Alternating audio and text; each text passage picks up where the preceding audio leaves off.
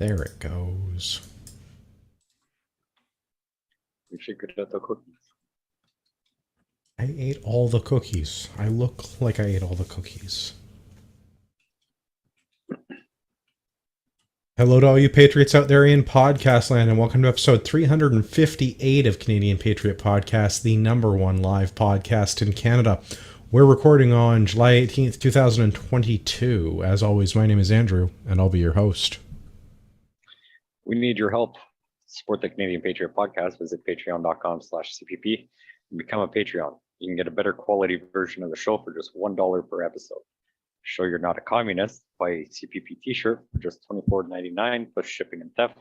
Visit CanadianPatriotPodcast.com homepage and follow the link on the right.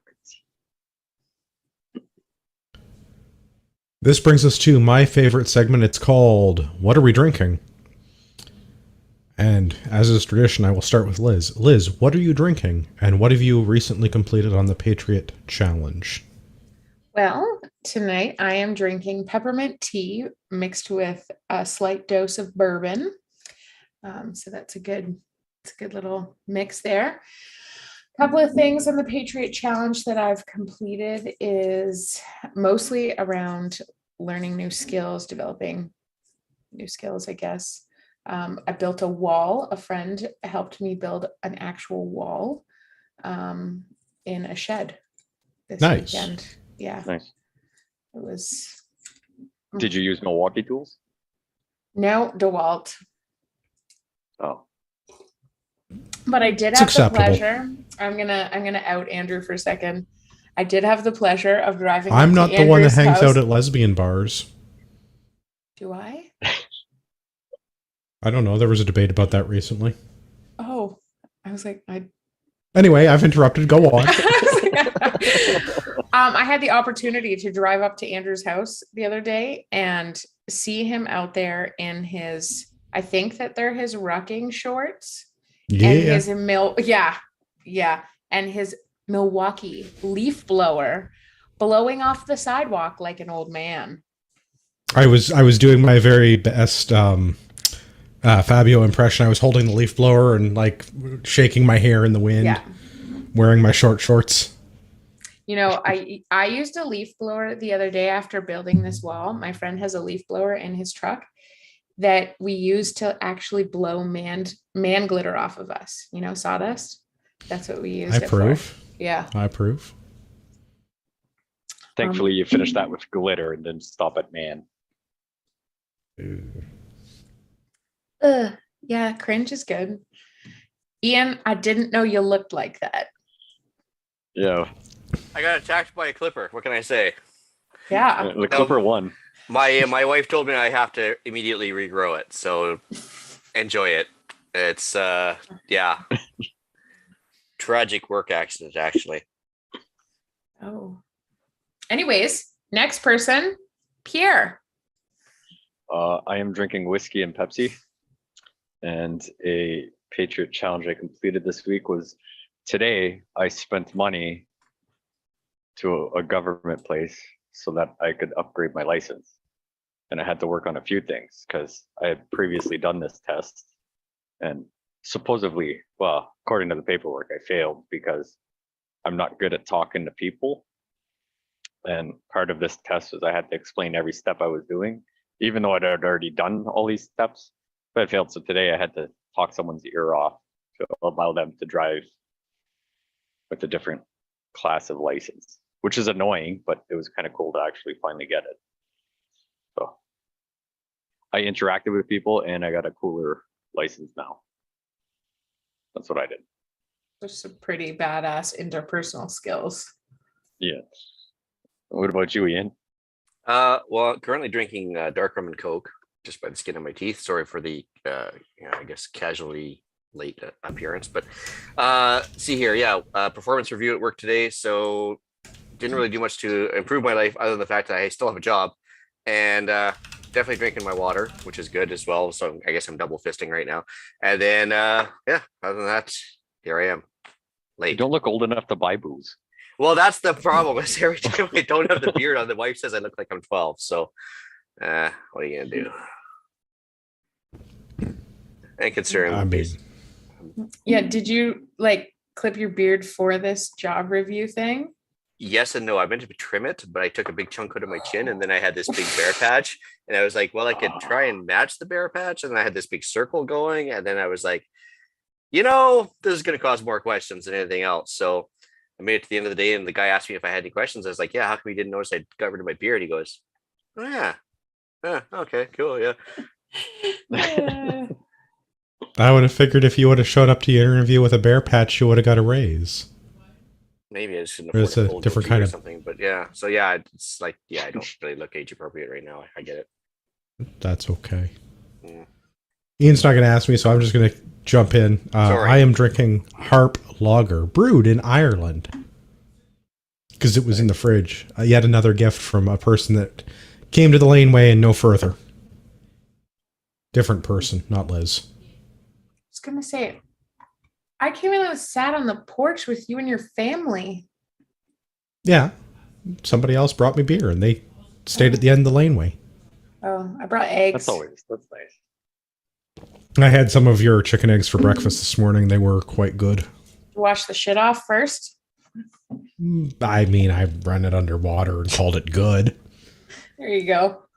If you That's wash the fine. bloom off too early, like you can store it on the counter until you wash that bloom off anyway. Well, and that's what I did. That's So they're all what just I sitting on the told counter. her. So I just gave it a little scrubby under the sink there for a minute. And went, looks like an egg, and then ate it. I mean, cooked it, and then ate. There were steps. There were steps, is what I'm getting at. In terms of the Patriot Challenge, though, I have tried to catch up on my reading of late because I've been barred the use of screens. So I've been listening to my books, and I have listened to A Handful of Hard Men, We Dared to Win, and the first novel in the Terminal List series, all in the course of a week. How is the terminal list actually? I really enjoy it, but also it has a Rhodesia tie-in, so I'm partial to that. I just finished like binging the Amazon Prime. Yeah, same. Yeah, because I've already been through, like, I was on the wait list to get his last novel. So I've already binged through all of his novels. But I don't The think TV show the was TV show is- okay. it was not as good because I was like super rooted in the books. So There it was no not- Muslim terrorism, and like there was basically like no racism in the books. Like there was no way that they could have been accused of being there's no way that Amazon could have been accused of being racist because they Yeah. didn't like kill any Islamic clerics or blow up any brown people or any of the other. Mhm. So there was definitely some elements of the book that But- were absent. Did anybody else notice who the surprise guest in the show was? Chris Pratt. It's not a surprise guest. He's the main character. No, Chris Jack Pratt's Carr beard? was actually in Jack Carr, the author. Oh, He was well, the I dude that was missed it. following the car. So in And other he words, just got- he pulled a Stan Lee, is what you're saying. Yeah, he pulled a Stan Lee. He was in a vehicle that was like following him, and he just got it like boom, boom. Yes, Double which tap is him. again another instance of where they replaced a brown person It's true. because they don't want to be accused of racism of shooting all of the people that are not white. Yeah, So they replaced them with white people. yeah, and I think in the book, one black bodyguard. I don't think that in the book the reporter was Asian. She wasn't Asian. She was No, some sort of like Eastern European. There was a whole like It was a CIA little. Cold War tie-in. Anyways, now that we've ruined some things for It's any of the not listeners, ruined. That I haven't destroyed any of There the is- plot line. so Yeah, that's much true. in these books. Yeah. Highly recommend. They are a good read. They're entertaining. I've read all of the Jack Carr Terminal List books, and I decided while I was prohibited the use of my phone for several days to listen to a bunch of books. That's awesome. Listener feedback? Sure. Okay, we'd love to hear your feedback about the show. Please visit the CanadianPatriotPodcast.com/feedback or email us at feedback@CanadianPatriotPodcast.com. A version of the show is available on Stitcher and at iTunes. I'm not going to read off the links. You guys can figure it out. That's a solid plan. That's, I think. Okay. I'm going to recycle Discord content because people don't want to email the show. They want to Oh, that's part of the Use- feedback. Discord and Well, here's the complain funny thing. about Yeah, they put it on YouTube Discord. comments. They put it on Discord, and they're sort of shocked that Andrew didn't get back to them in 5 minutes. And I was like, well, give him a couple minutes. So No, I have such disdain for the audience that I don't go on Discord. That's not true. I go on Discord like every couple of days because it's a desktop computer thing that I don't do because I don't need another thing on my phone spying on me. So I have it spy on me on my desktop once in a while. There you I go. don't really get on it. I just feel like it's one more thing that I have to think about. And that's kind of why I do it every couple of days because I'm like, oh yeah, I should probably check the Discord and see if there's anything like that I need to know about. And there's usually funny pictures in the memes channel. Mhm. And the Toronto channel is usually going nuts about something. It's Toronto. It's Toronto. So much fodder there. Mhm. Oh, good. So, Political Animal is actually on the live YouTubes, and we are addressing his question about range bags. So I'm going to read the Discord post, and then I'm going to respond, mostly by copying other Andrew who already wrote all of this out on Discord without conversing with me in the first place. So other Andrew and I may be the same Andrew at some point. We are becoming a singular Andrew. Political Animal writes. Yes? No, I was trying to figure out if Better Andrew and OG Andrew combined, what cool name it could be, but I can't think. of Better anything OG off the top. Andrew.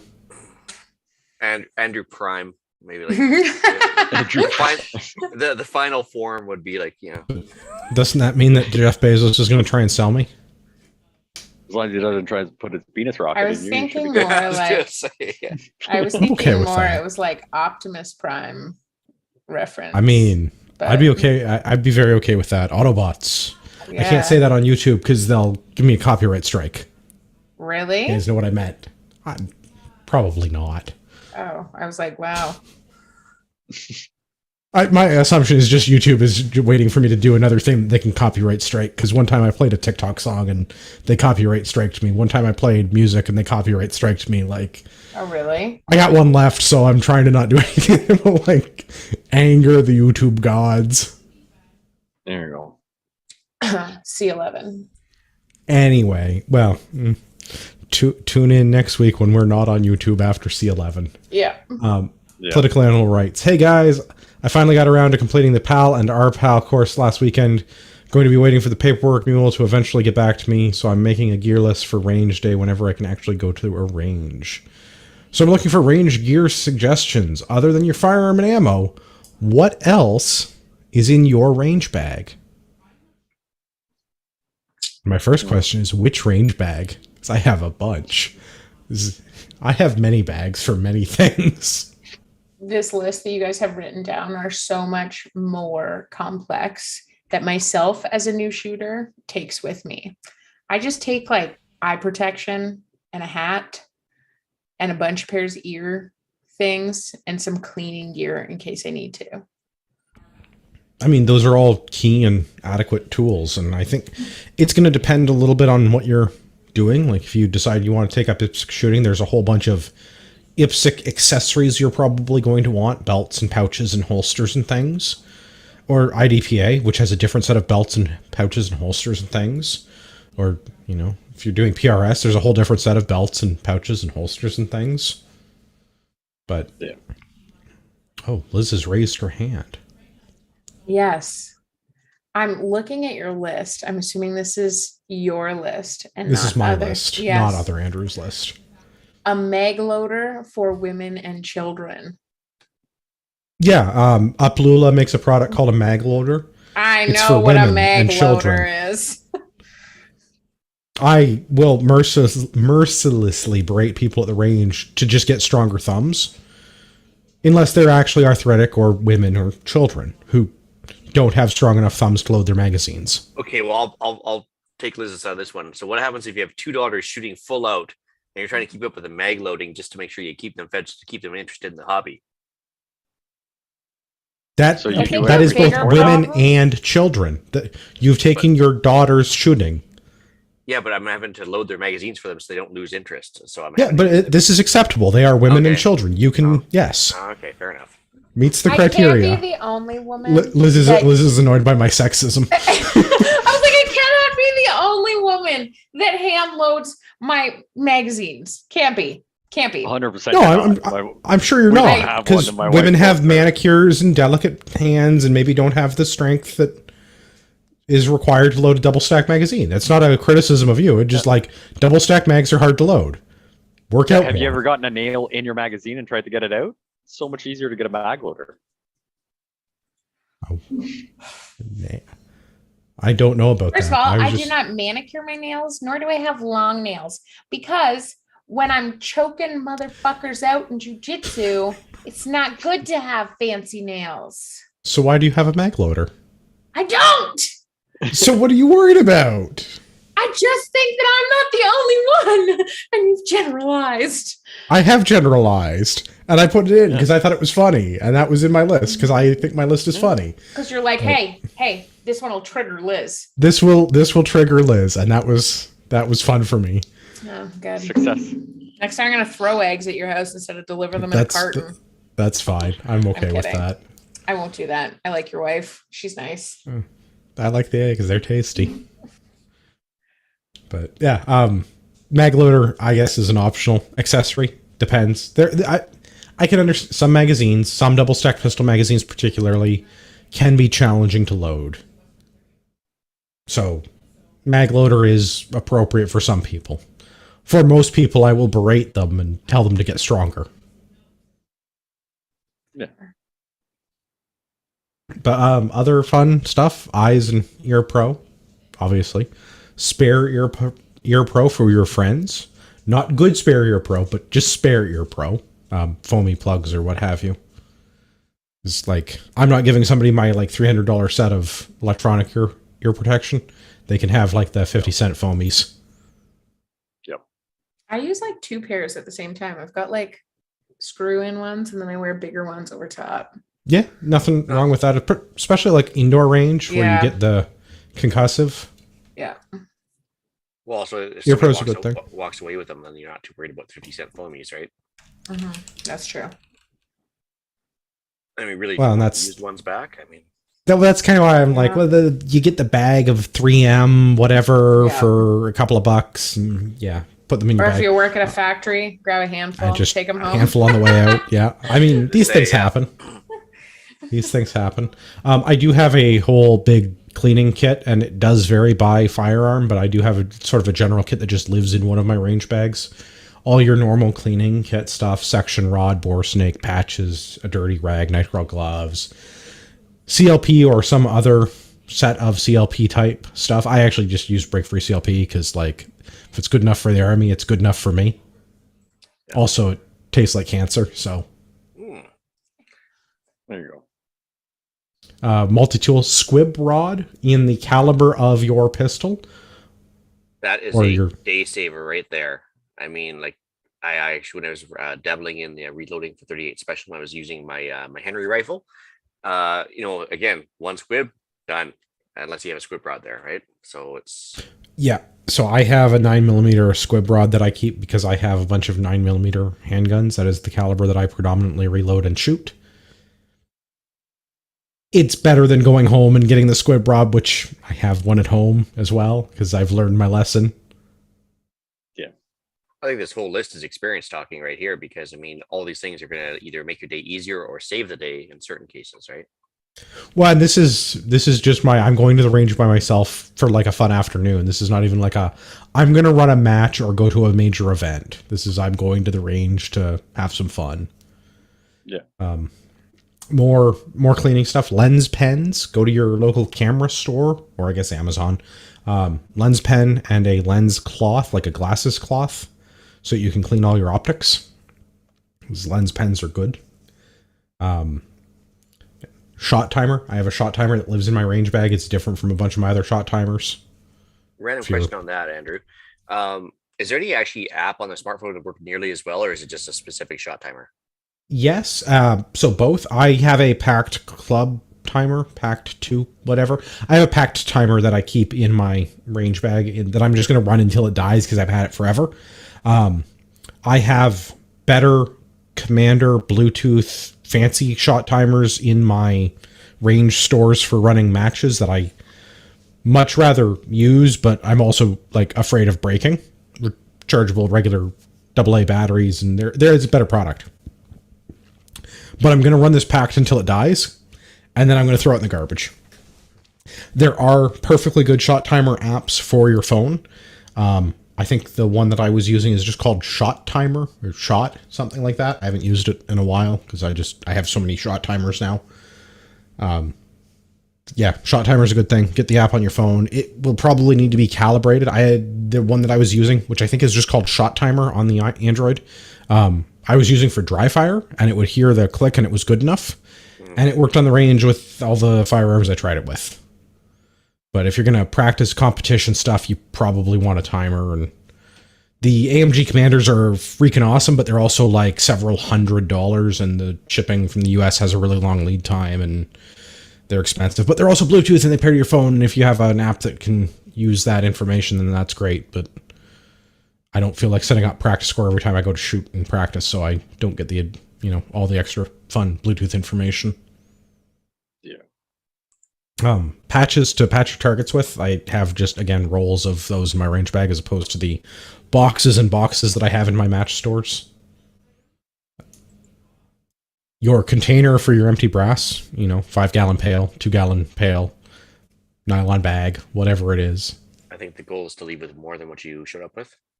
I mean, I always like check for brass because brass is worth money and picking it up doesn't cost me anything but my time.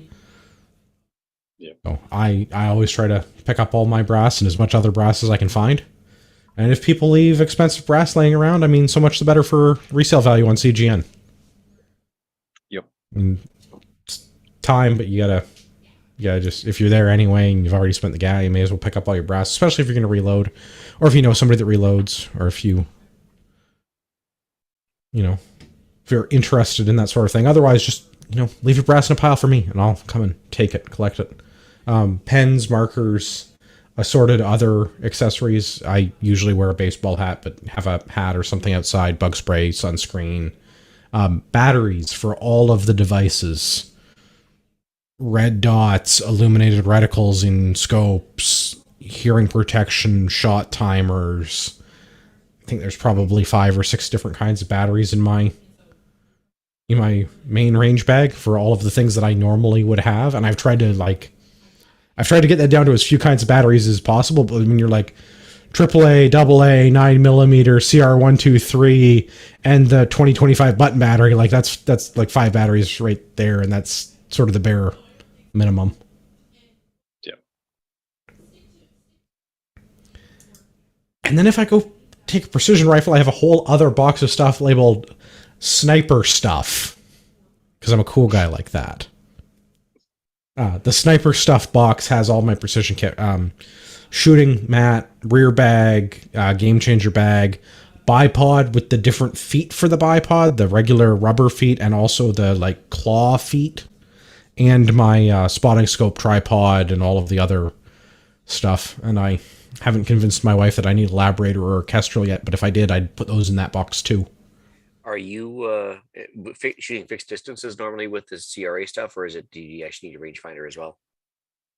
Yeah, again, if my wife would be more on board with me spending all of my income on gun stuff, laser rangefinders, binoculars, kestrels, labradars, all of those tools. If you got them, absolutely use them. But I don't know that you need them. And you can probably pace off 100 meters reasonably accurately, or if you're in the bush, drive off 100 meters reasonably accurately, use the odometer in your vehicle, or app on your phone with GPS, and you can do the math. There's lots of ways to figure out 100 meters that you probably already have access to. But if you want a laser rangefinder, I think that's a great idea. Mm-hmm. Oh yeah, they're cool.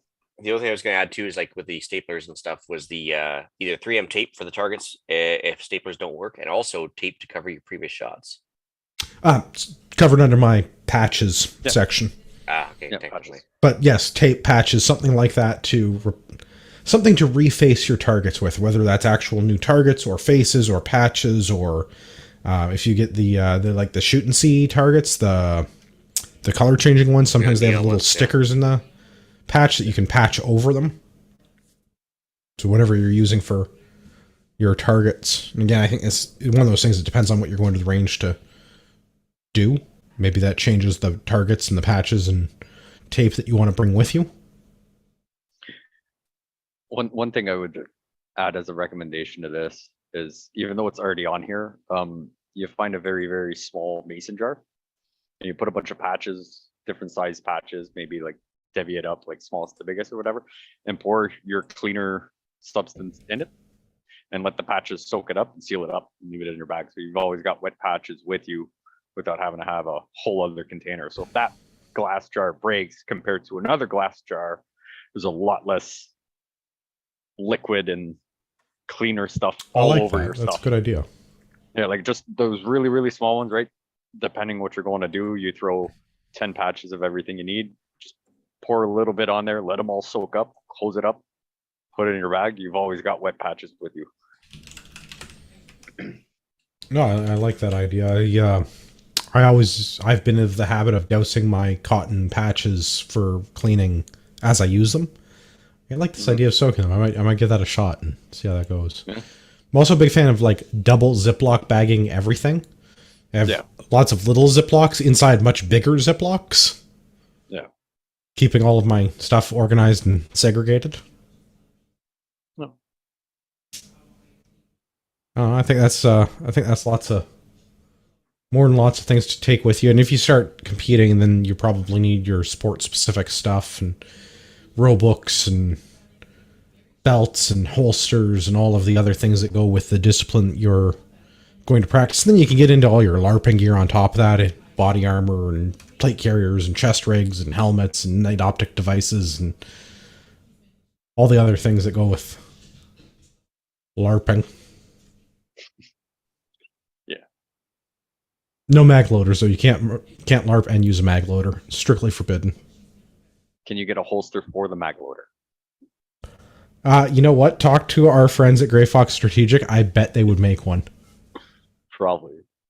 I could just swing by their place. They're not that far from here. Just leave it in the ammo box and shame. Well, I guess, in the topic of ammo boxes and things, do you guys lock your ammo up? No. I also don't, but I keep having people tell me that I should, and I'm It's not required. not by about law. that. No, so I mean, I have locks on mine, but they're also like the heavy duty, what is it, the MTM crates.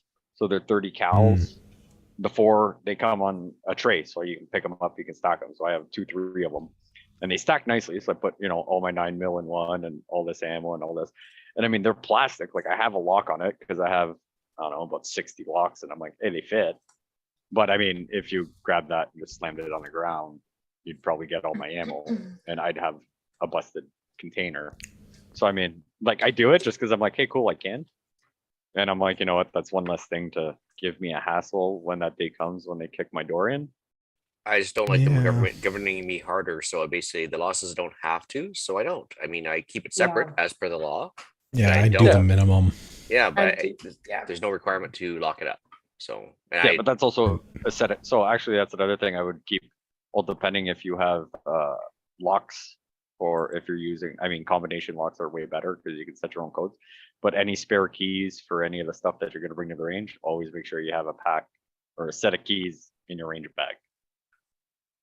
Yeah, That'd be a bad spare keys, I think solid choice. Unfortunately, I have a pistol case that I can not unlock the combo lock on, not because I've forgotten the combo, but I think the lock has become damaged in some way. I think the tumbler is stuck. Ugh. So she's probably getting the old 3/8 inch drill treatment later. Yeah. But yeah, anything like, yeah. I don't know. I have it just because, like I said, I'm sitting on like 60 locks. They all take the same key. So I have 120 keys and I'm like, I've got keys everywhere. And I'm like, you know what? They're on there. So why not? Solid plan. Chris on YouTube raises a good point. first aid kits, which I don't keep a range specific first aid kit with my stuff because I have first aid kits on everything else I own. Me Because too. I am overly prepared when it comes to bandages and tourniquets. Me too. Well, not to mention the range has one, my truck has one. Like, I mean, how many more do you need, right? However, Well, and that's the I think that it's a valid point to bring up because you'd be surprised at how many people they're so shocked that I have such an like all-encompassing one in my truck. And I'm like, I don't know how many times I have to use this. And it's never for me. yeah. But people that's are 'cause nobody so else prepared. surprised. Yeah. People are so And- surprised. Again, the difference between me going to the range versus like me running a match or participating in a large event, I have a dedicated range first aid kit in my box O match director stuff, which has a big pile of everything to deal with a lot of injuries, or the tourniquet and bandages that ride in my truck all the time in my regular first aid kit, which is enough for hopefully more than I would ever need in a motor vehicle collision. Yeah.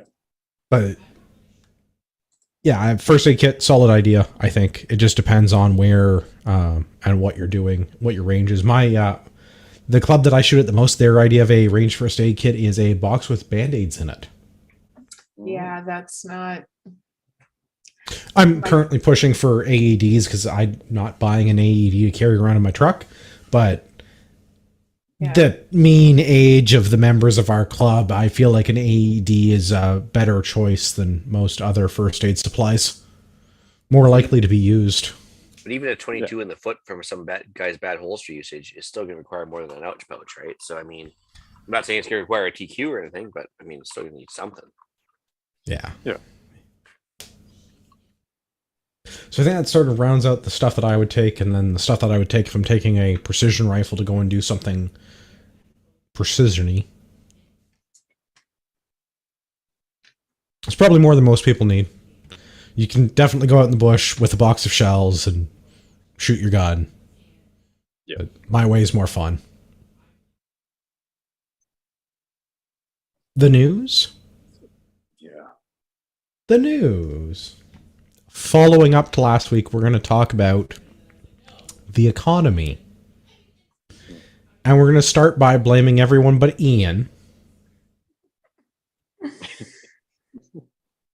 Despite the fact that Ian looks like he's 12 today. This is on CNBC. Yes, I'm using an American thing. Don't worry, we'll bring it back. It's fine. This is on CNBC. The size of the millennial generation is to blame for sky-high inflation, strategists say. Has nothing to do with overspending from the feds. Well, allow me to read a couple of things. The cause behind the steep jumps include high commodity and energy prices triggered by supply shortages and Russia's war in Ukraine, record government spending package on economic stimulus and low interest rates amid the COVID-19 pandemic, and continuing labor shortages and supply chain problems meeting increased demand. But one investor is arguing that there's another major factor to blame: millennials. See, what everyone is not including in the conversation is what really causes inflation, which is too many people with too much money chasing too few goods, says some dumb guy at some dumb place. Bill Smead, Chief Investment Officer, Smead Capital Management. The problem is millennials have too much money, guys. That's the reason the economy is failing, is because millennials have so much money and are buying so many houses and so many commodity goods. They're driving the price of everything up. Well, no, they're in this one. They actually say that they're not buying houses; they're pushing it off, and that's causing. I know. I'm. It's ridiculous. It is 100% ridiculous. It's interesting though, because the girl that wrote this article, I highly suspect she's a millennial. And she just kind of like, oh, hey, but what about this? It can't be blamed on millennials. Yeah. Wait, what? You know, in one of the things, she was like, hey, well, what about this topic? It cannot be blamed on millennials. You know, she's kind of just like countering a little bit. Did you Well, read and that I don't part? think I was busy looking at pictures of the writer. Uh, She looks like the kind of person that would use a mag loader. Ew. would she even Probably. be out of range?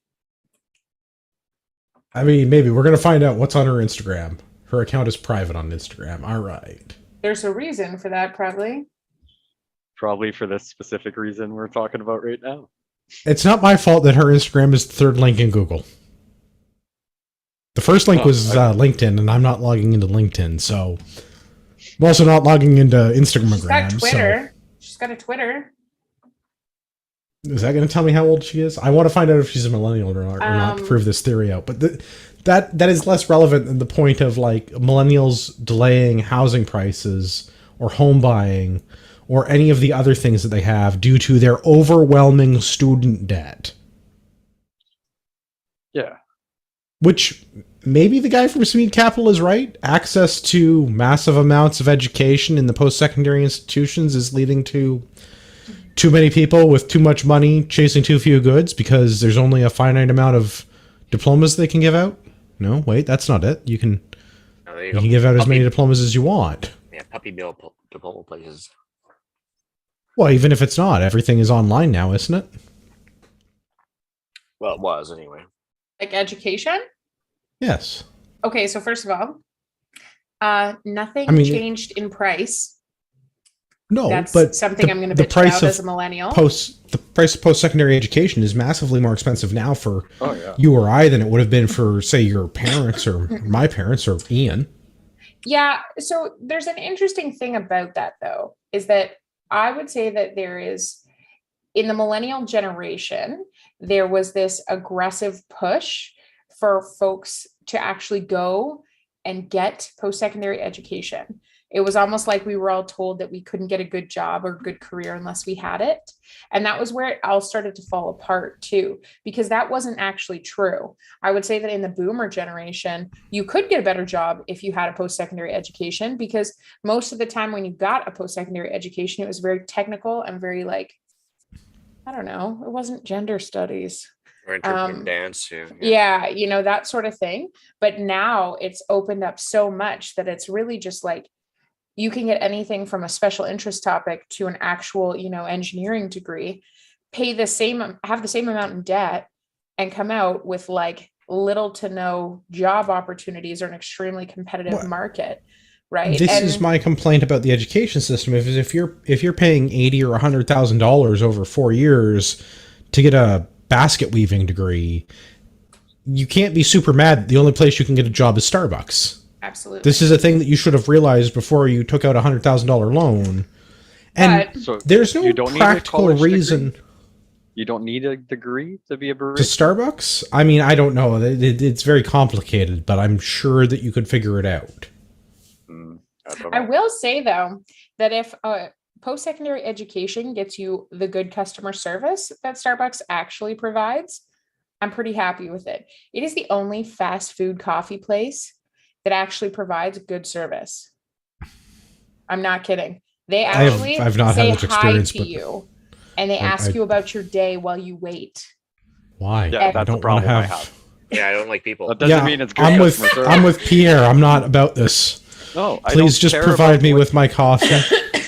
Yeah, but the I don't quicker know. I can get in and say this is what I want, and I walk out with that set coffee. I mean, I make coffee at home because it's way cheaper. Yes, absolutely. Those interactions. But they don't ask you about right, your day at home. which I, Pierre's I like, mean, point to doing it at home. So some right? of us, I can have a coffee on my deck, let my dogs go out in the morning, do this, do that. I can have a coffee, peace and quiet, no traffic, no people. It's a you're win-win, not okay. So I get it. That makes sense for some people that are inclined to avoid other people. However, my preference is that if I'm going and paying for, if I have to go and consume something like at fast food or in like a drive-through setting, what I hate is getting up to the checkout or having to tell somebody I was in a drive-through today and I was like, hello. I actually had to say that into the mic. And I was like, and they're like, oh, just hang on a second. And I'm like, I am not your like older sister that you get to talk to like that. I'm a paying customer. Okay, so And my question is, you were so upset about it, did you still pay for the service? I wasn't as much upset about it. I was just making a point. Like, No, but you know what I mean? Like Yeah. you end up in those catch-22s where it's just like, okay, well, what do you do? Like if you're in the oh, I made drive-through, it. you're kind of screwed, I told right? them about it though, but I told them about Yeah. it. Right. Okay. And you kind of like, I don't know. Anyways, totally off the rails. It's all right. That's the whole point of the show. If I had to choose customer service, Starbucks is better. So if that means a college degree, I just want good coffee. And Yeah, no, that- the problem that's is not beside good the point. coffee. by requiring a college degree, they theoretically have to pay them more, which would increase the price of your coffee, which is no good. Just hire somebody with people skills without the degree. it's true. It is true. When but I think this is part of the whole. This is the whole millennial problem. Is they're being told that they have to go and get their degrees, and there's an infinite number of gender studies degrees available. I'm picking on gender studies because it's easy. It's a great example of how the education system has started to. So you can go and be an 18-year-old person and take out $100,000 in debt to go and get your degree in basket weaving, to end up working a job at Starbucks where you don't have the skills to work effectively in customer service. Because I'm reasonably certain that nobody that goes out of a post-secondary institution learned how to do good customer service because of school. Yeah, no. Reasonably certain. But millennials end up being the generation with the fastest growing debt burden. In no small part because of post-secondary education, which is making for massive student loan bills, which are delaying the average purchase time of a home by, I think it's 6 or 7 years later than previous generations on the average. I honestly think though that millennials have been, I'm not defending them. Like I have a different life. I was raised by different people, but I think that they were lied to quite a bit, and they were maybe the first generation that was like mollycoddled a little too much.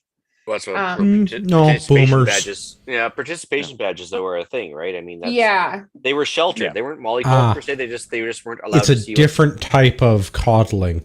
Yeah. Boomers were told that no matter what they do, they'll always have a job. They'll always get a pension. They can work at a place forever, and their houses have massively appreciated in value. Whereas their children, the millennials, have been told you have to go to get a post-secondary degree. No one told them it shouldn't be in gender studies. You have to go and get a post-secondary degree. You have to have a massive amount of debt. You have to delay I don't think buying a home, having a family.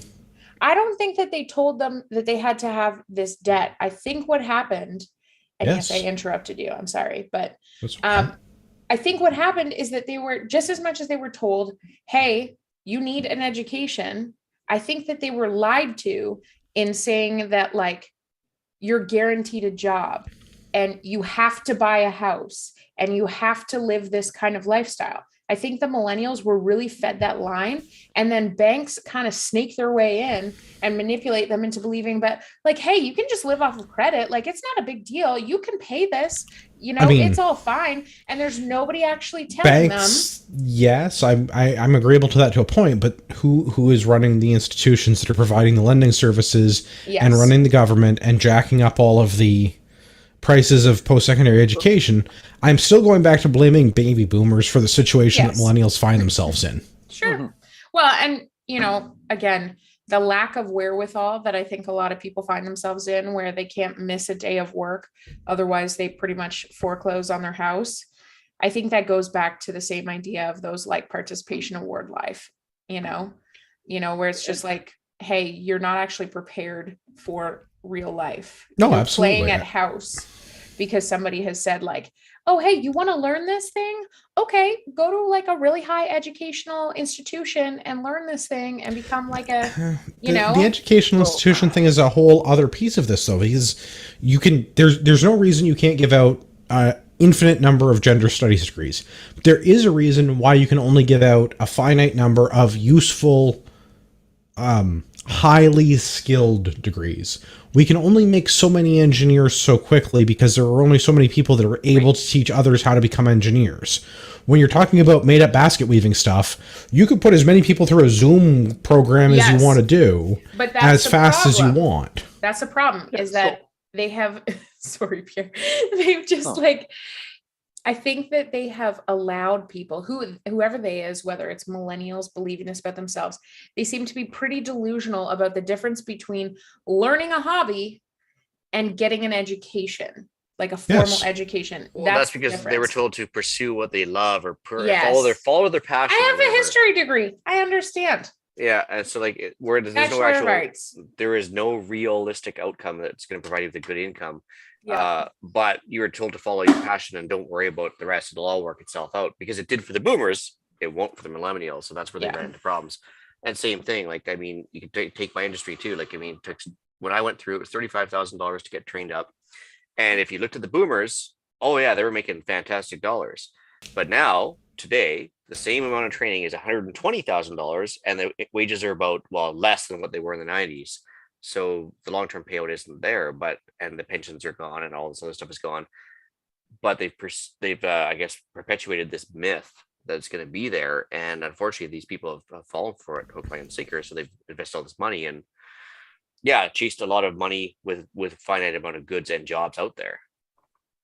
Well, I think this is the problem where we come to there is a finite amount of resources, but I disagree about the part that's finite or not. I disagree with the economist perspective on this, that it's because millennials have too much money and they're chasing scarce goods because they can print as many gender studies degrees as they want. But the scarce goods, like you said, are the good degrees, right? Because The good degrees. They can only crank out so many doctors per year, right? Well, doctorates in what? No, To I become mean, not PhDs. I'm saying like MDs. MDs. Right. Well, that's artificially limited, but still limited. I mean, okay, yes, my hate of allopathic medicine aside, yes, you can only train so many people to become physicians in a year because there are only so many people that can train physicians and have the facilities available to train those physicians. You shouldn't become a doctor over Zoom. But you know what they call the guy at the bottom of the class of medical school, Doctor, right? the same as, Doctor. yeah, well, and this is a whole, like, we could probably do a whole, like, multi-episode show on my hatred of our healthcare system and allopathic medicine, which we're not getting to today, although I have healthcare stuff in the stack we're not getting that far because we're still in the first article. Right, and I think a big part of this was like, saying, hey, you need to go to school to get a good job or whatever. Right, those boomers and baby boomers or whatever. I mean, speaking back to what courses were available at university and college levels, right? Like you went to college, you would be a plumber, electrician, a carpenter, a mechanic, the hands-on stuff. And if you wanted to be the office boy, you went to university, and you had a very select few programs that you could take. And over time, someone allowed, 9,000 different degrees to be available at universities and colleges. That I think that's the biggest problem. I'm not saying that It's a stopped secondary, becoming an elite thing, right? or not even an elite thing, but something that would progress your future, Yeah. right? Like if you wanted to be an engineer, you had to go do this, and you got this certificate, and then you would get a good job to be an engineer It's somewhere. still a scarcity problem. If they make everyone go to university, then the value of the university degree is lowered because everyone has one. Yeah. If everybody has a degree, the degree means nothing, right? Well, I don't know about nothing, but it means less. It is not as, scarcity is valuable. Gold is expensive because there's not a lot of gold available. Right? Yeah. It's the same if everyone has a university degree, which is effectively true now. Everyone entering the workforce now basically has a university degree. In 1955, that was not the case. So the boomers were conditioned that, like, if you got a university degree, you were special and unique. You would be the boss. And right? If you didn't have a university degree, you weren't the boss. Like that was almost that difference, right? You would get a higher paying job. You would be a boss or a supervisor. In most cases, you would run a company if you had a university degree. If not, you were one of the sheeples at the bottom that the guy at university would tell you what to do for the day. That's how it was. Well, and I think there's, Most. again, part of the elitist part that you brought up. There are certain institutions where it is, I would say, equally about the relationships that you make as the education that you obtain during your post-secondary institution. People that go to Ivy League schools in America, for example, people that go to Harvard and Yale. You're not going to Harvard and Yale to learn how to become a doctor or an economist or whatever thing is a big degree to get. It's the network of people that you become part of by having gone to the very elite institution. I think part of that is the relationship thing, right? It's who you know, not what you know. Yeah. And that's a whole other problem. Well, and I don't disagree. It's not a problem. It's just, this is part of the elitism piece, especially looking at the U.S. side of this. I think less so in Canada because every university here is basically interchangeable. We don't have an Ivy League the same way that they have in America. Yeah. Well, kind of. I mean, if you talk about the McGill people and everything else, there's certain people that stick together, especially like in law school and stuff like that, which all turn into politicians. Oh yeah, so you can have schools that are better for certain things. Yeah, but that wouldn't be much different than the States, right? If you want to go to go physics, you go here, or if you want science, you go, well, I guess physics and science, but like, whatever, but we don't have the same elites as the States, as in like saying Harvard or whatever, right? Like we don't have one university that stands out, that it doesn't matter what it is. If you went to this school, you're way better than everybody else. Or I don't find, at least, but I'm not educated as much as most people on here, so. I don't know about that.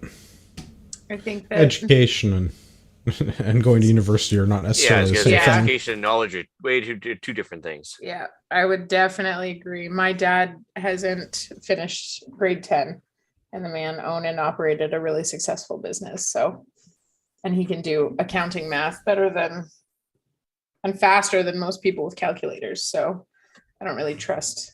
It's like having a driver's license does not give you the car driving skills of a NASCAR driver. Just like a degree does not make you intelligent. Yeah, and that's another giant debate about education and intelligence being two different things. Just because you've got a piece of paper saying you passed something doesn't make you smart. Yeah. Should we talk about inflation now that we've crapped all over baby boomers and millennials? Yes. We have a bunch of allegedly smart people making policy decisions that affect all of us. No, they went into politics, so I would. Well, it's kind of, sort of, not exactly. First one, Financial Post.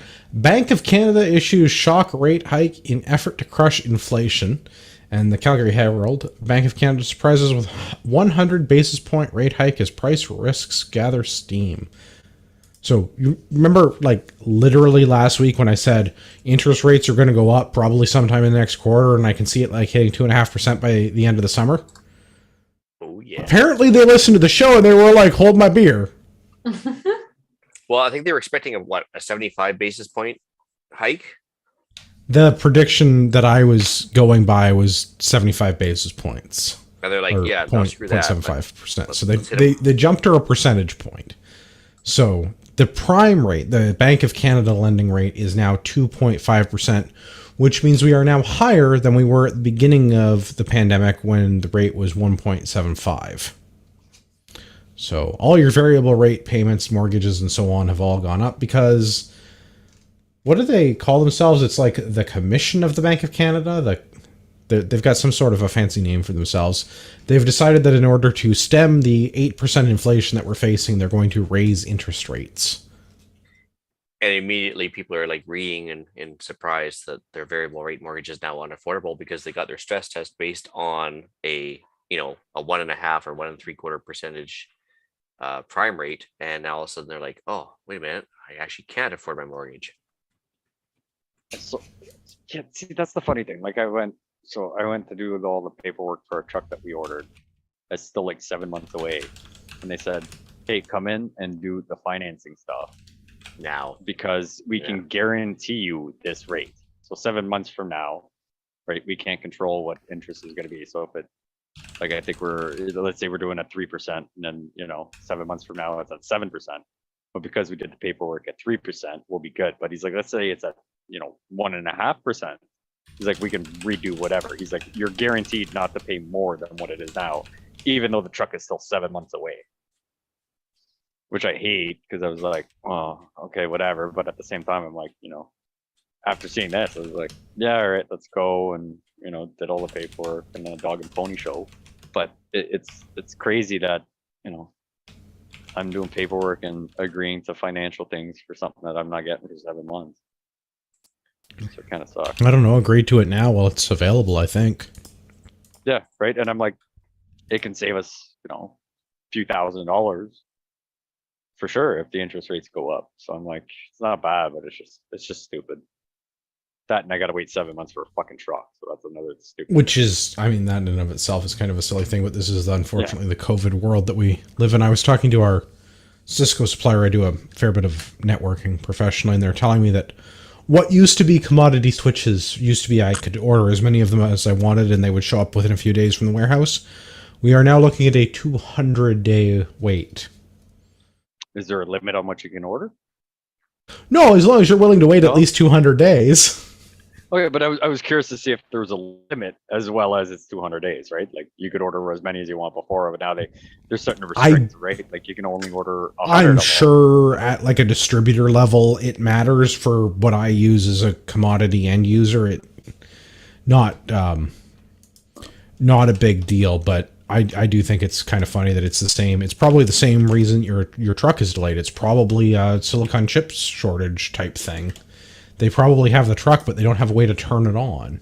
Yeah, a lot of these trucks are sitting there like 85, 90% complete, kind of like your average receiver. And they're just waiting on the last couple chips that they can put in there. Yeah, and the guy was saying that a guy ordered a truck and, it was 6-7 months away or whatever. And then a guy came in a month later to order another truck. And the guy that showed up a month later got his truck 2 weeks earlier. And they think it's that. They had all these trucks put together with names on them. And Buddy ordered his truck and they put it in the line. And then the other guy ordered a truck and they put it in the line. And because this guy was the last one to get in the line, was the first one to get it. And yeah, it's a whole fucking shit show. Well, not that I want to go off on a tangent about chips either, but I mean, like, there's like 3 main chip producers in the world, and one of them caught fire, and the last 2 are in China, right? So, I mean, it's also a geopolitical problem right now, too. So, yeah.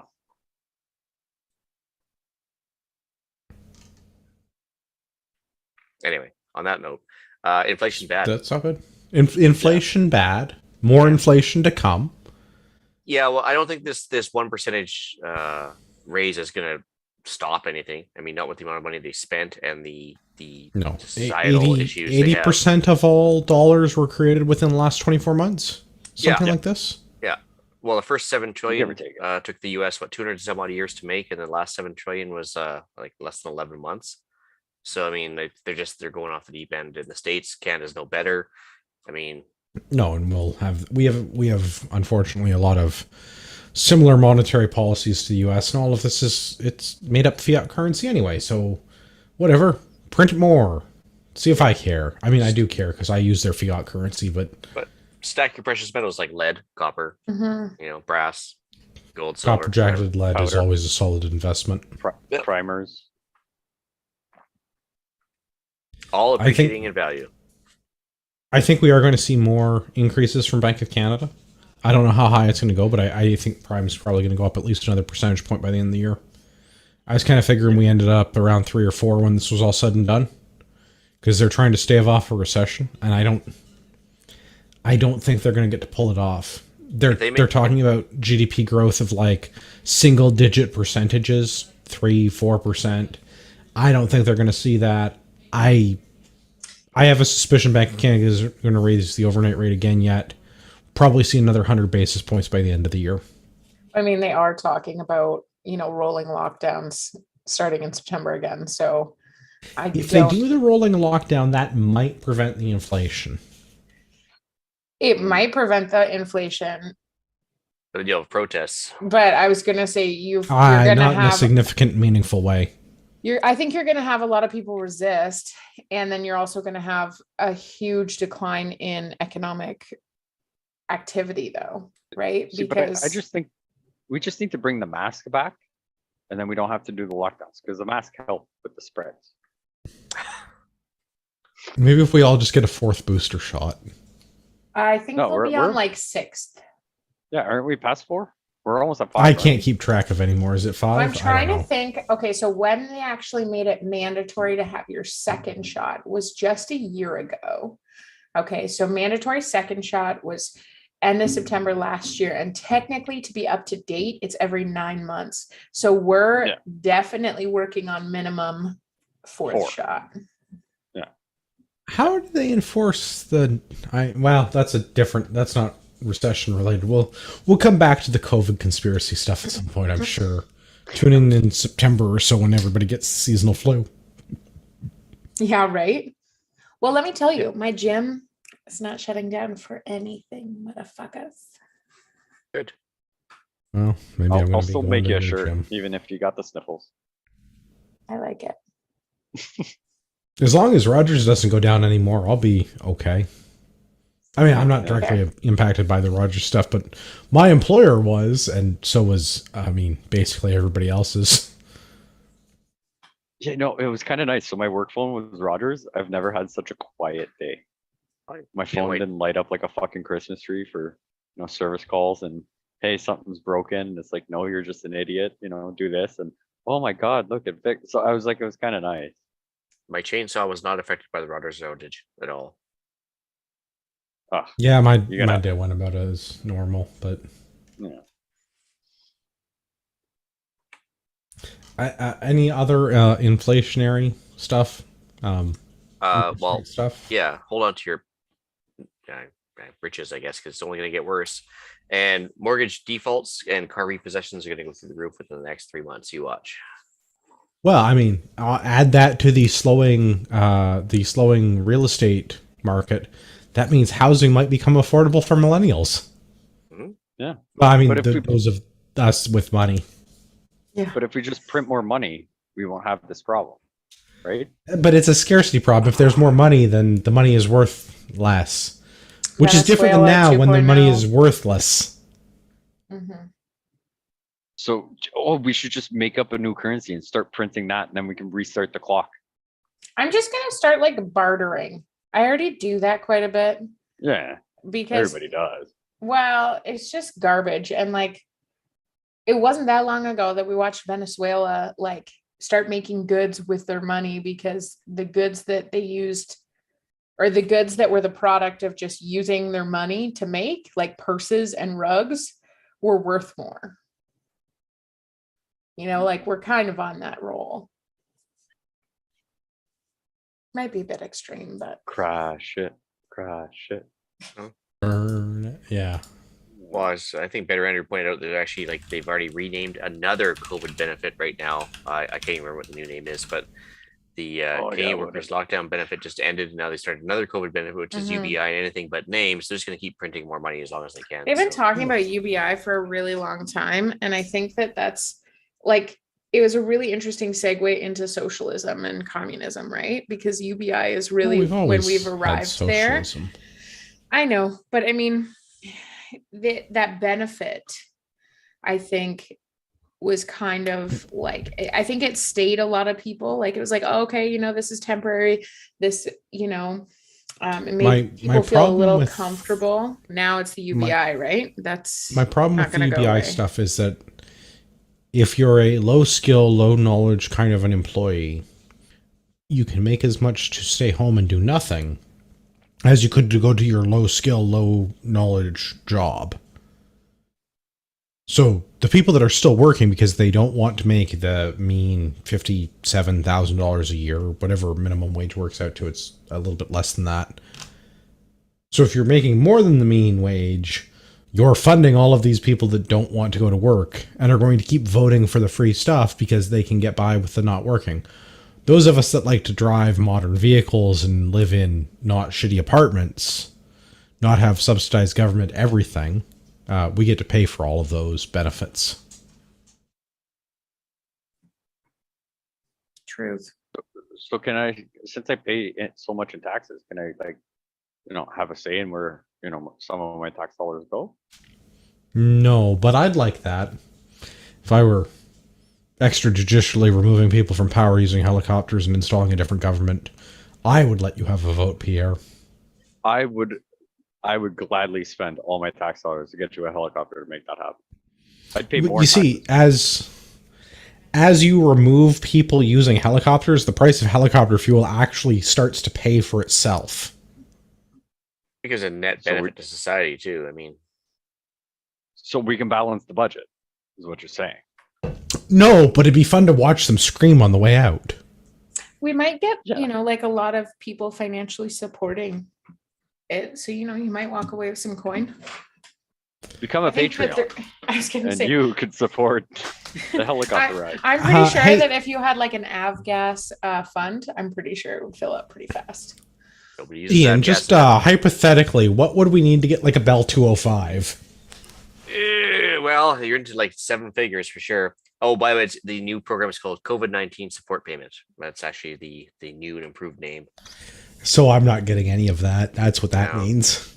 It was the Canadian Workers Lockdown benefit that ended about 2 weeks ago, and now they got this new one going. So But- it's UBI. Okay, so correct me if I'm wrong though. Don't folks have to pay it back? No, Because there's So do like I- CERB they had to pay back, right? I had to pay back Well- EI one time when I went back to work, but that's it's case specific.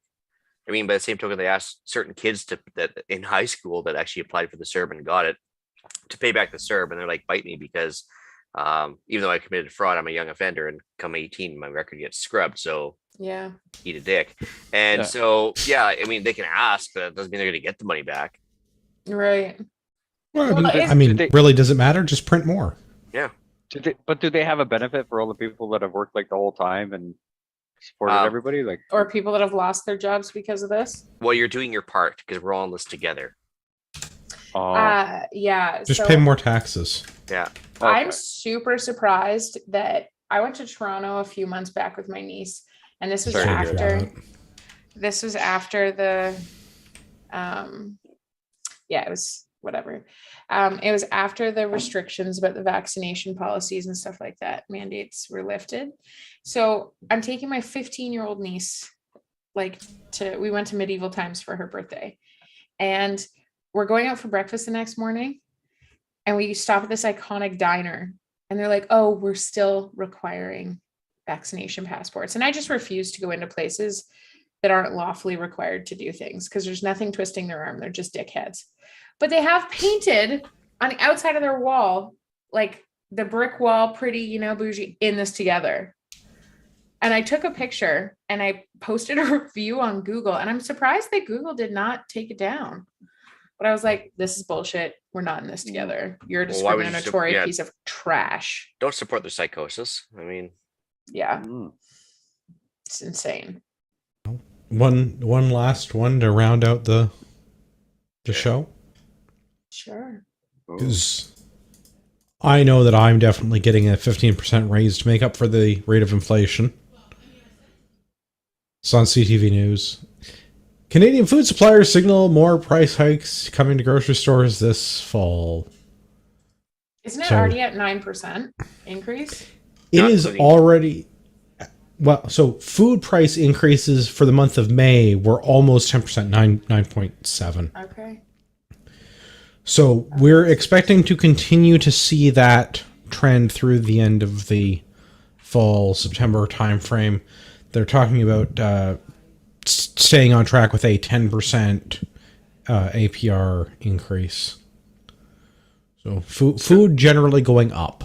so what you're saying is food hedging is a thing because it will never be cheaper than it is now. So buy as much as you can now because it'll be long-term cost savings. No, because I would never give people unsolicited financial advice. But I will be using my dollars today that are worth as much as they are now to buy as many things as I can that I will have long term without going into any kind of debt. Because the value of my dollar today is worth way more kidney beans than it will be tomorrow. And Mylar is a thing when it comes to storing food. Just saying. It is. It's really good. You can get some massive bags. My mom actually got I'm talking bags that are the same size as like dog food bags. Yeah, the problem is those are like easier to use initially, but then when you actually have to open it up, then you've actually got all this opened up food. You'd rather have the smaller bags you open up, Right. small one at a time type of thing. So she got like, I think this is what she did. I could be making this up, but she got like a hair straightener and she reseals it every time. Yeah. Yeah, that's what you Yeah. use. That Yeah. works. It's actually the cheapest and most efficient use for a Mylar sealer. I mean, maybe this is a prepper question, Ian. Mylar bag inside of a 5-gallon pail or no? I do, but only because I'm worried about rats. I And use Tupper or Rubbermaid. That's what because I use. the Mylar will keep moisture out and it keeps light out generally, as long, but I mean, and generally rats won't chew through the Mylar, but if you're like tossing and turning these bags and kind of storing them here, there, and everywhere, like the bags will take some damage eventually. And if you break the seal, then oxygen gets in and the food doesn't last as long, right? So I will put them in some sort of a plastic tub or pail or whatever, just to keep them a little more protected. But that's only because I want it to last longer. Like, I mean, sealed up rice should last at least 10 years. That Does it work is for also- cucumbers? What's that? Does it work for cucumbers? No. My daughter loves cucumbers. Well, then it's time Like, to start a literally. garden then, Pierre. Yeah, no, we've got a little garden, but like literally one day, like the bag you can buy that's got like 12 small cucumbers in it. She Yeah. liked it because they were cute, right? So we bought that one. So we cut a giant container of it. And one night she was like, "I want a snack." I'm like, "No." I'm like, "Well, what's there? What do you want to eat?" And she opened up the fridge. She's like, "I want cucumbers." Well, we cut all 12 into a container. So she sat down. She ate all fucking 12 goddamn cucumbers. So I got to figure out how to get cucumbers to last for days. So Mylar Gardening. is not good for cucumbers. Okay. Gardening. Yeah. Also pickles. Teach her to like pickles. That's basically a cucumber, just tastes better. And they last longer. It's true. And it's better for your Digestive enzymes. yeah, that's what I'm Pepper. going for. That's why I'm rubbing my belly. I Yes, know. I- That's what I got out of it. Yeah, kimchi, sauerkraut, pickles, all have the same benefit. Yeah. I mean, there's a lot of sugar in pickles, even dill pickles, but it's fine. Probably a bit less if you're homemade. Well, they use the Whatever. sugar as the Fermented food is good preservative, for you. but yeah, fermented food is good. I don't know. But food is going to continue to go up, which I've just makes been me sad because food has already gone up. About my grocery bill has gone up more than the 10% that they're claiming that it should have gone up. My grocery bill is nothing like exciting.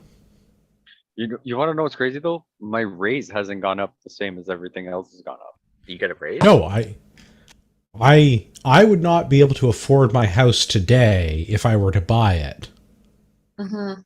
because my wages have not kept up with. Never mind all of the other inflation, because housing is not taken into account in the inflation figures that they're claiming are 8% right now.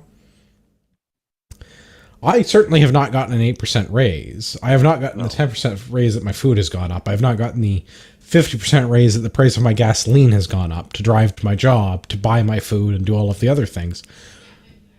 But housing's not taken into account in any of that. No. How much I make now, I could not pass the means test to buy my house. Yeah. Yeah, but you're also that's also part of your privilege speaking. Is you can Is it afford the a house. white or the male or both? It's the Both. both, isn't it? It's the So It's a I double don't- entendre.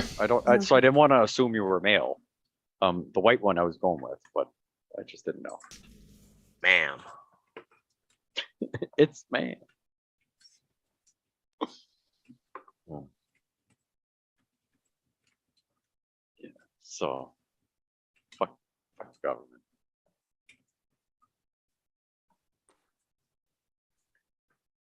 well, get ready to pay more for stuff. Pay off your debt. I guess that's my unsolicited financial advice. Stop being a victim of usury. Yeah. Mhm. Well, and I think that a lot of people are just learning about this now. Like I have a lot of friends that, have no idea about, financial freedom, first of all, but also if it's not in their fridge, they just have no idea like how to store food.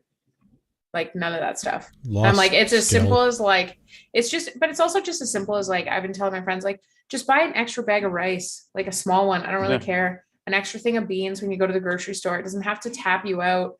And, store it under your bed if you live in a condo or apartment. Who cares? Just, Yeah. Go to Doesn't- Superstore, get Well. a bag rice. yeah. Don't go to in those Costco. places. Don't go to Costco for rice. Why? Oh, condensed milk and rice are about double the price of Superstore right now in Costco for some reason. Oh, really? Yeah. Yeah. For some Wow. things, yeah, Costco's not worth it. But even just going to the dollar store and buying cans. Like, Mhm. yeah, they've got like these no-name peas and carrots. Like they're fucking peas and carrots. Like, like 2 cans for $1. Can't really beat that. I'm like, will you serve it at a 5-course meal? No, but for $1, who put 2 cares? cans somewhere, right? Like, Beats eating your yeah, neighbor. Oh, Depends on the neighbor. Mm. yeah, it depends. Yeah. I got 5 cats and 2 dogs. I'll go through them first. I got a good-looking redhead for a neighbor. So Oh, I no, wait, we're talking about different things. Yeah. Huh? Yeah. Wrong eating. Yeah. What? yeah, I wouldn't do that with the dog. Oh, poor Liz. We were talking about what I was talking about, and then you made it disgusting. So, not my fault. Whatever, buy mag loader. If you're at the dollar store for your dogs, though, the mackerel and a couple other ones are actually like dirt cheap dog food in the dollar store right now. Oh, I'm currently working through a skid lot that I bought on discount. So I still happen to have about 20 bags. Nice. Nice. Yeah. It's good because I go through a lot. My dogs are like horses. I think we should probably wrap that up. Book club this month. July's book is going to be Jody Middick's Unflinching. And the August book will be Richard Connell's... Connell's? I'm not sure. The very, very long, arduous read of The Most Dangerous Game, all 42 pages. Yeah, I'm happy I finished this month's book so I can get a head start on next month's book. And the month after that book at this rate, because 42 pages. Yeah, but we haven't picked next month's book. We can work on 2 that. months. Yeah. We are on Discord if you want to come and hang out with us. Other Andrew made a channel just for me. It's called Feedback and Contempt. Yeah. If you post in there, I will respond to your message in a reasonable 3 to 5 business days. I don't work weekends. I don't get paid for that. You're getting paid. We'll I was gonna say, where's the gravy train? well, that's what I said. I do not get paid for that. So 3 to 5 business days because I am not being paid for weekends. If you want a response on a weekend, Yeah. become a Patreon and use the Patreon thingy, and you can expect a reasonable response in 1 to 2 business days. Minus holidays and stuff like that. Which is still faster than the government. Yeah, it's true. Well, if nothing else, I am better than the government. Yeah. Let's go around the podcast. We'll start with Liz. Liz, where can everyone find you? Well, I've just started a new Instagram and Facebook platform for my new gym that is officially opening the beginning of August. Yeah, I'm pretty excited and extremely nervous all at the same time. So it's called the Basement Gym, but my social media handles are the Basement Death Squad or Basement Death Squad. It's a bad joke that I can't fix. So Just lean into it. That's what I did. that's what I'm doing. That's what I'm doing. So that's where you can find me. And if anybody is in the Perth County, Lower Ontario area, we'd love to have you out. Lower Ontario. That's a fun way to describe. I've always described it as Southwestern Ontario. So have I, but I like it's Lower considered Ontario. We're gonna start using Okay. that. Lower We Ontario get shirts. region. Pierre, we Yeah. need shirts. Lower Ontario. Yeah, there you go. Lower like it. Ontario. It's all part of the butthole. Just saying. There you go. But if anybody's in the area, please reach out. We'd love to have you come and train. We have jujitsu, small group fitness, and weight training and nutrition and shit like that. So Nice. there you go. All right. Ian, I heard you sometimes moonlight on another podcast. Actually, I was told I barely moonlight on here too. So yeah, actually on Sunday evenings, 9 p.m. Eastern, Canadian Prepper Podcast on iTunes and YouTube. Also, you can reach me directly, theislandretreat@gmail.com. And yeah, we talk about all things preparedness and at least less reliance, we'll put it that way. Reducing your reliance on the government is probably not a bad thing, given that they keep making fake money. That's the mark of a good government when they add more money. Mm-hmm. It's the millennials' fault. They got all this money. Pierre, you should make that a t-shirt. It's the millennials' fault? Yeah, absolutely. You can market that. Probably. That's a free one. That's just for you. Yeah, well, Where can everybody find you if they want a t-shirt? Off the wall customizing at Gmail. We still have our website up, which we kind of forgot about Nice. until we Googled it and then realized there's a whole bunch of shady, so we still have our email, our website, off the wall customizing.com, maybe CA. I don't know. You'll figure it out. Weird shirts. Some we're on Tickety Talk, Instagram. I think we went back on Bookface. I don't know. My wife figured it out. But we got a website and an email. All right. If you've listened to the show this long, you deserve a discount code. Like, you really deserve a discount code. If you're shopping at ragnaroktactical.ca, use discount code PATRIOT. Literally take food out of my child's mouth. Remove money from his college fund. All of those things that I can make you feel bad about. We have tactical things, first aid supplies, so on. If you want to send us feedback, you can send us an email, feedback@canadianpatriotpodcast.com, or use the contempt channel on the Discord, I guess. I might check that, and it might make it into the show. I don't think I'm asking a lot by asking you to send an email. Like, every electronic device you have can do email. So, Especially if you have Discord. Yeah. I don't feel like I'm asking a lot for an email, but I don't know, maybe I am. So you can get us on Discord if you want to come and interact and hang out with people, not necessarily me. And I have to apologize to Rod Giltaca. We couldn't get Rod on the show tonight, as you can see. Very full panel, very economics-heavy discussion. It was not... we tried. It was not appropriate to get Rod on the show tonight to talk about economics. That was not his area of expertise. We will try next week to get Rod on to talk about firearms stuff. For all of our listeners out there in podcast land, I would like to remind you that you are the true North, strong and free. No, wait, we changed that. I'm on autopilot. I've had a couple of 6 beers. You're a small fringe minority with unacceptable views.